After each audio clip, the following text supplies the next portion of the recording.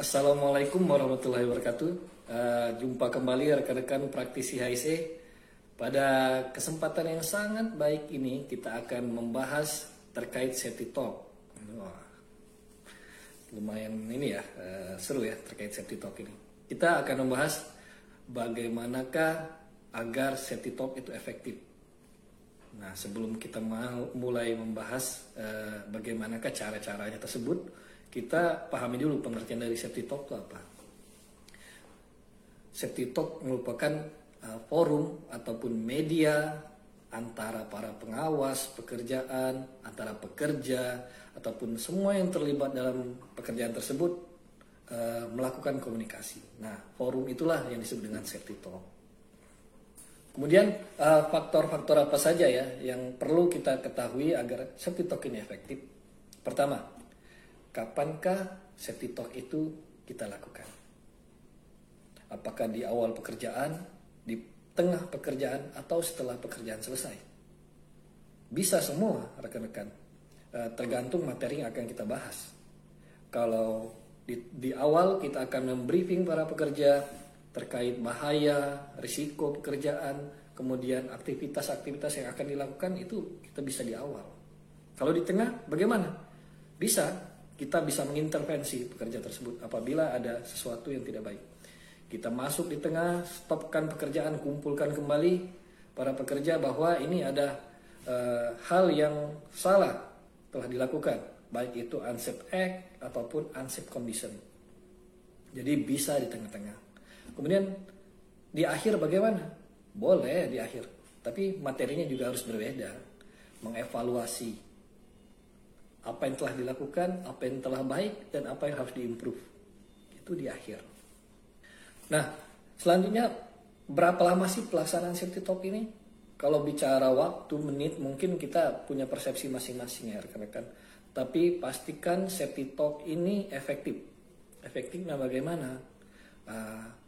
Jangan terlalu cepat dan jangan juga terlalu melebar pembahasannya sehingga makan waktu yang lama. Kalau udah lama, biasanya peserta akan mulai bosan, nggak fokus, nggak konsentrasi apa yang dibahas, gitu.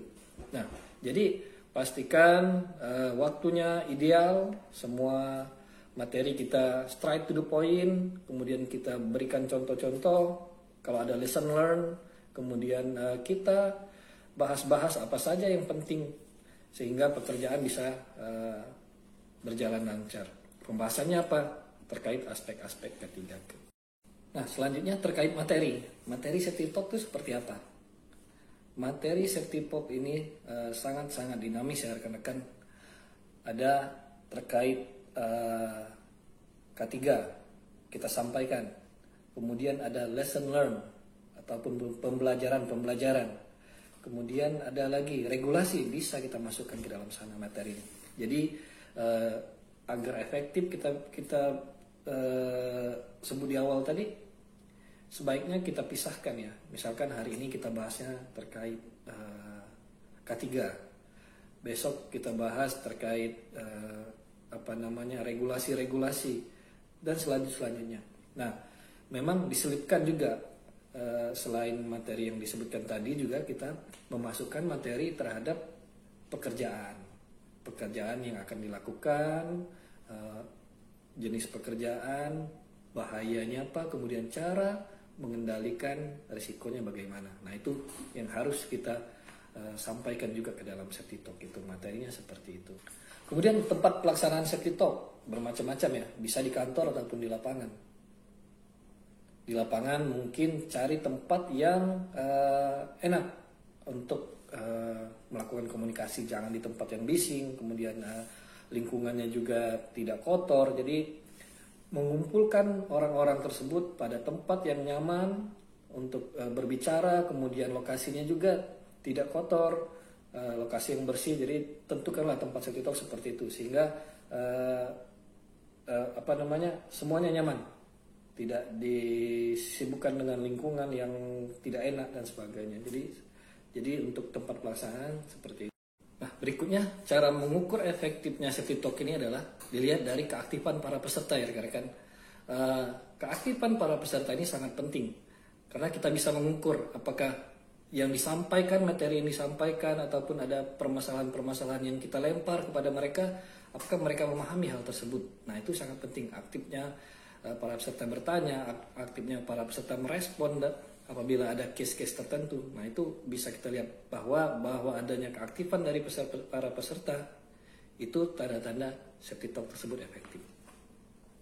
Oke, saya kira itu tips-tipsnya ya rekan-rekan, agar bagaimana safety talk ini efektif. Mudah-mudahan bisa diimplementasikan di lapangan untuk para pengawas, para pekerja, sehingga safety talk yang ada di lapangan ataupun ada di kantor bisa menjadi efektif. Saya kira sampai di sini dulu pembahasan singkat kita.